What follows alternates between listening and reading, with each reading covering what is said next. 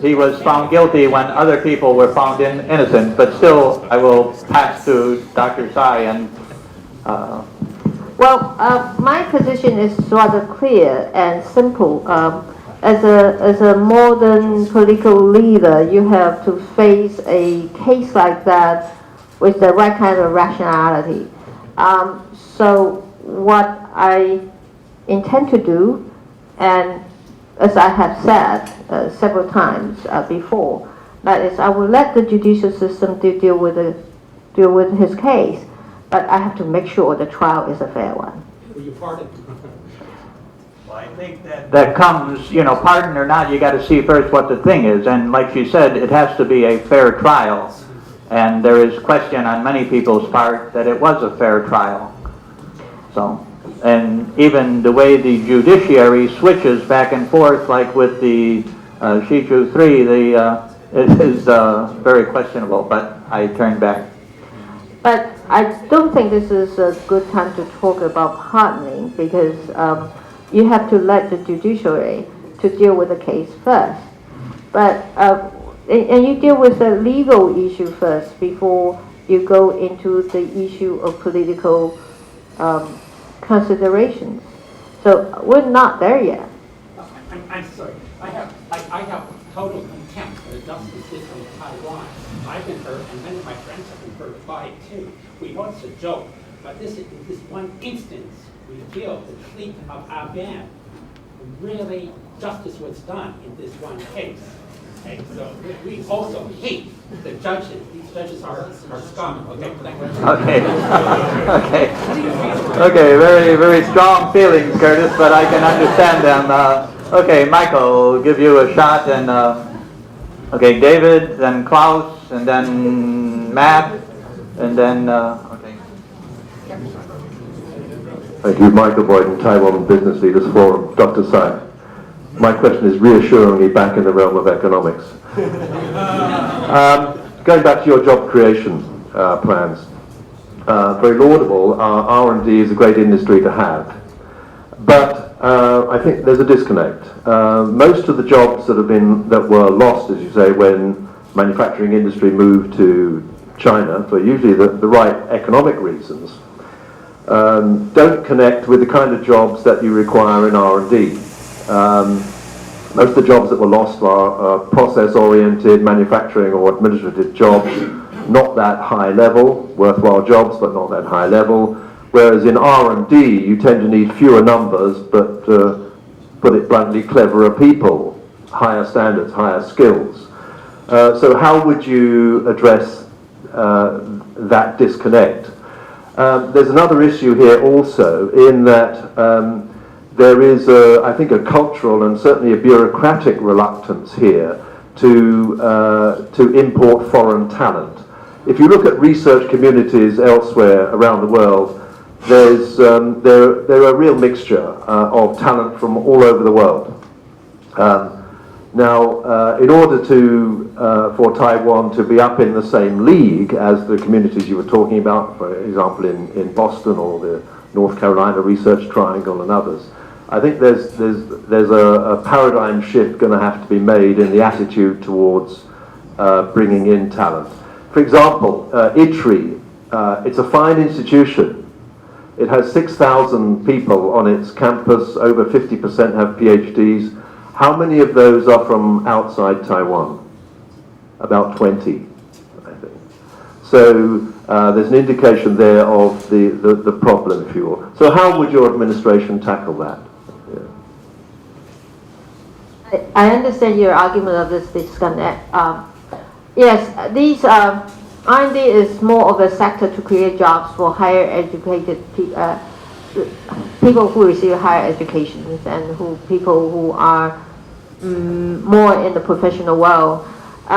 But they add a lot of value to our economic activities here. And this is exactly what we need, because you need a group of people who creates value for your economy. And then you would be able to sell your products at higher prices, and therefore you have rooms, you have space to increase the salaries of people who work for you. and then as a whole, you create some sort of force to bring up the wage level of the people here. So I was talking about R&D in the context of developing the rural areas here, meaning that they can move their R&D activities to the rural areas, and so that you have a good combination of different kinds of activities in the rural area and make that a very meaningful economic unit for different places in Taiwan. That's what I meant to say. But for R&D itself, it's another matter. It's a very serious matter. If you have a very good R&D industry here, meaning that your international competitiveness is assured. Now, if you don't have a good R&D industry, you'll be replaced by countries that have lower production costs and lower wage rates. So, and you are right to point out one thing, that is whether we have enough talents in this industry, and we have a good blend of people who can work together. And I tend to agree with you that we don't have enough foreign elements in this sector. And you're foreign elements, huh?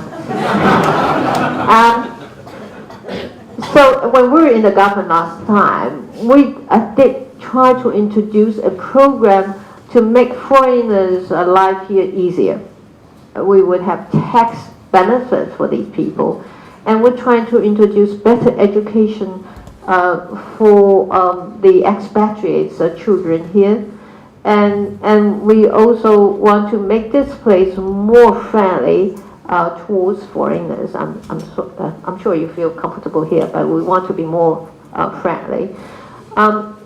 So this. In many people's view, this may be a small project, but in my view, it's a very big project. I know how difficult a foreigner can be when in a very foreign environment, very unfamiliar environment. So it's actually a big project, and we need to bring in the foreign talents.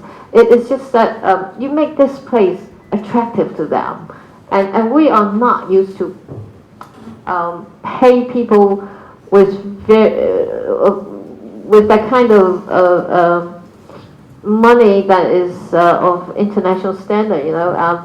And we have, a while ago, we have this controversy over this issue of fat cats with the high-speed rail and other major state operations, commercial operations. So sometimes they're not fat cats. It's the kind of price you have to pay for to make the combination of talents right for developing a decent industry here. So I agree with you. And I think this is something we should be given high priority to. Okay, I've got Primus David, then it'll be Bruno. I'm getting you mixed up with your brother. Sorry about that. Oh, this David. Oh, sorry. He had his hand up first. Hello, my name is David Reed. I'm a researcher at Providence University in Taiwan. My question is, if you are elected president, will you impose a moratorium on the death penalty? And will you take measures to permanently abolish the death penalty?